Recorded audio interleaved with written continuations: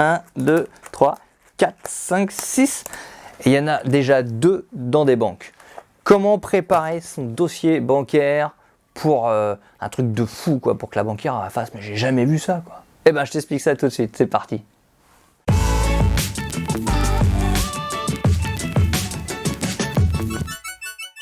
Salut, c'est Seb, j'espère que tu vas bien, moi ça va tranquille. Aujourd'hui je te présente le dossier bancaire qu'on a déposé dans déjà 2 banques, mais voilà ce que tu dois faire si vraiment tu veux mettre toutes les chances de ton côté. Alors certes ça prend du temps de dingue, ça demande de l'énergie et surtout voilà du mental, parce que faut quand tu bosses, que tu as des enfants, que tu dois tout préparer, les rendez-vous, les trucs, c'est intenable.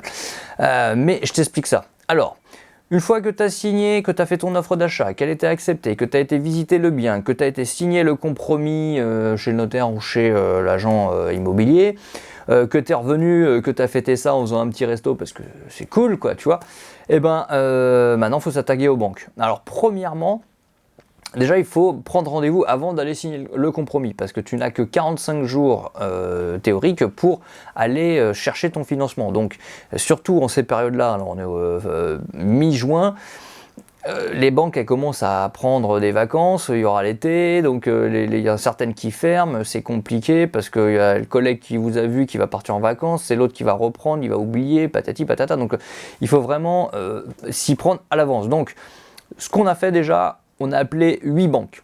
Boum, tous les banques du centre-ville de ma ville, hop, on se les fait, on se les a fait. On a appelé, on a pris rendez-vous. Alors, pas de bol, madame est en formation là pendant 4 jours, donc c'est des rendez-vous qu'on n'a pas pu prendre. Mais voilà, il y a des jours où on a 2 rendez-vous. Donc direct après le boulot, je sors, tac, 14h, un rendez-vous, 16h, un rendez-vous. Ça va être short, mais ça va le faire. Là, on en a déjà fait 2 rendez-vous.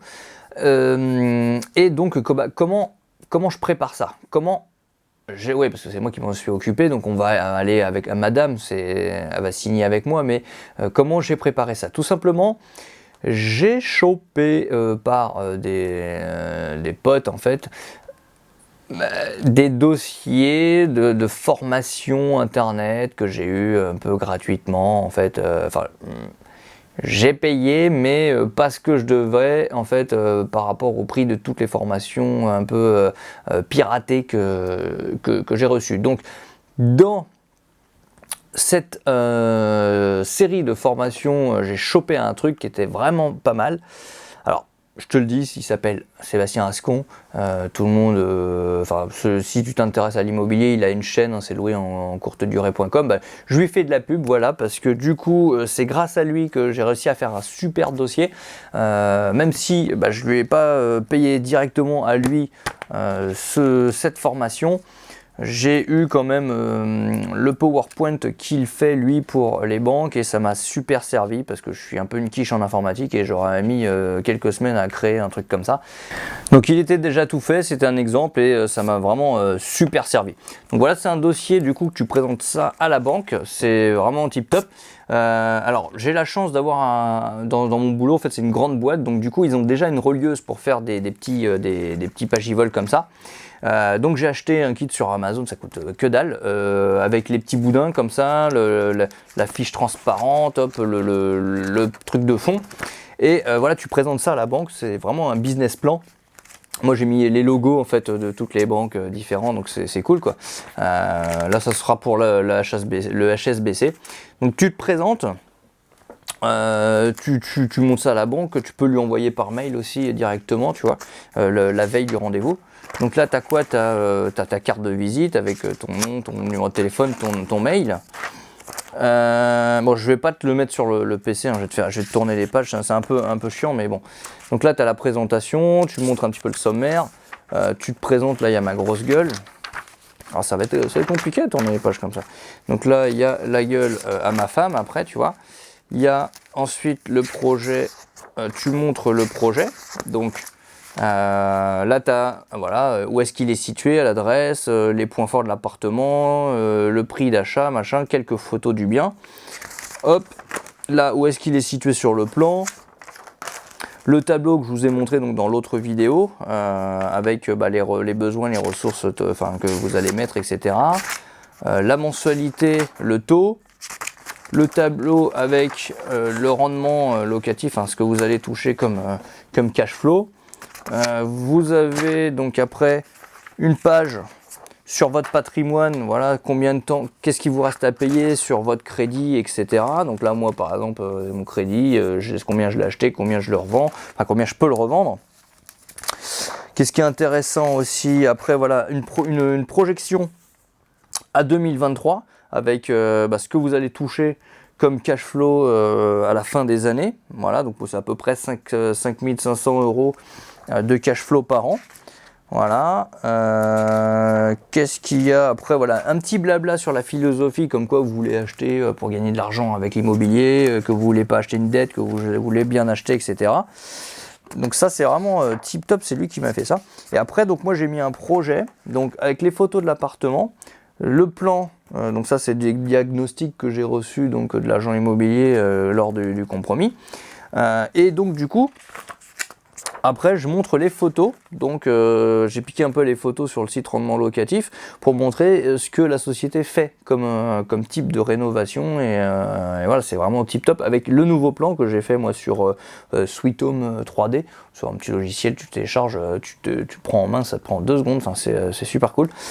Et voilà. Ensuite, voilà, toutes les annexes. Donc ça, je vais te montrer. Donc ça, c'est toutes les annexes.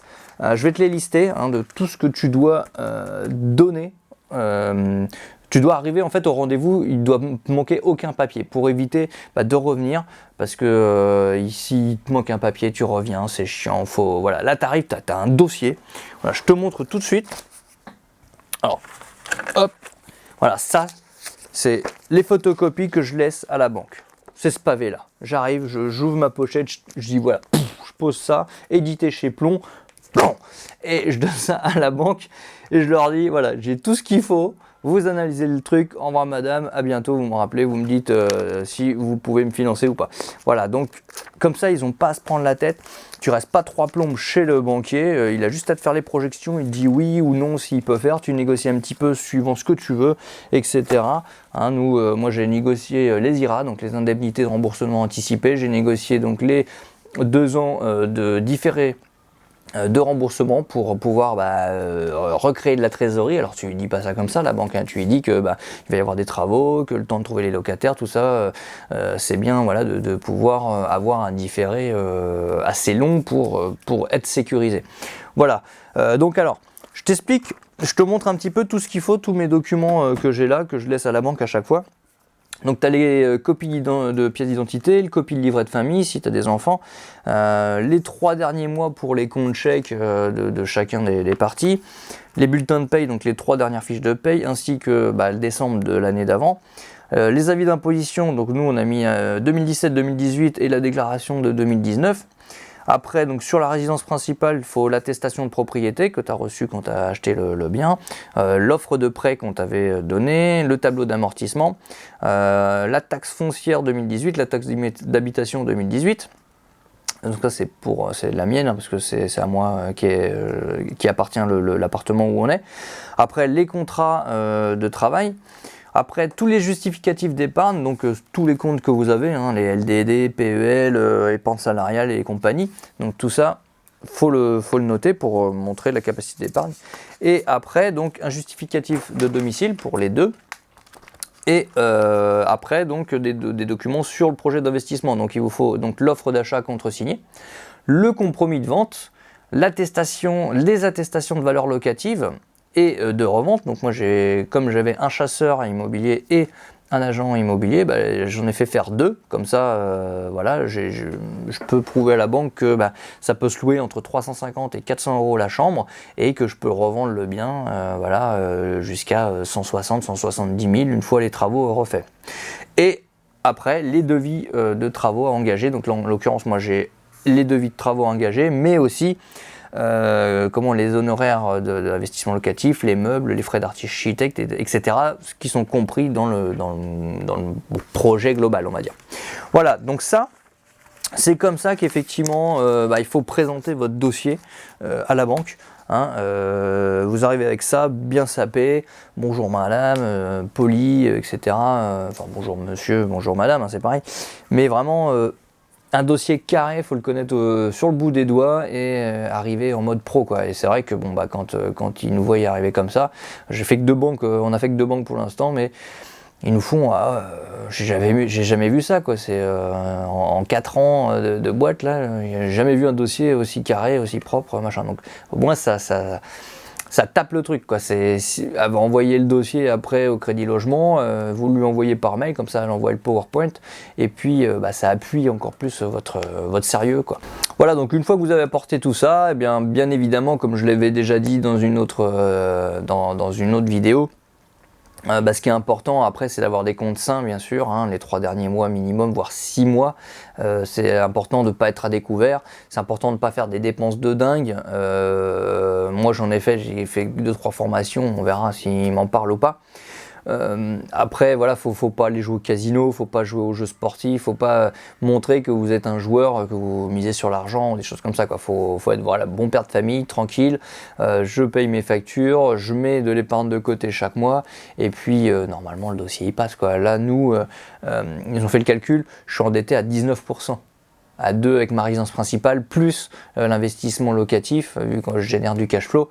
Donc vraiment voilà, tout bénef, normalement ça peut que passer, donc avec, je sais pas si on va faire les 8 banques, franchement, on verra, mais au moins sur les 8, c'est certain, j'ai pas besoin de faire appel à la courtière que je pensais, parce que je pensais même aller plus loin et faire appel à une courtière aussi pour chercher un truc, donc on verra. Bon, en tout cas, je reste enthousiaste, et puis bon, on croise les doigts, ok?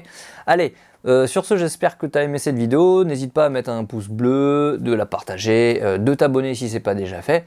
Et puis surtout, si tu as envie d'aller plus loin, tu cliques sur le lien en bas pour pouvoir recevoir donc, ma présentation sur l'immobilier. C'est une série de 4 vidéos qui dure un peu plus d'1 heure où je t'apprends comment investir dans l'immobilier, pourquoi investir dans l'immobilier, comment pas payer d'impôts et puis comment t'organiser quand tu as une vie de famille ou autre.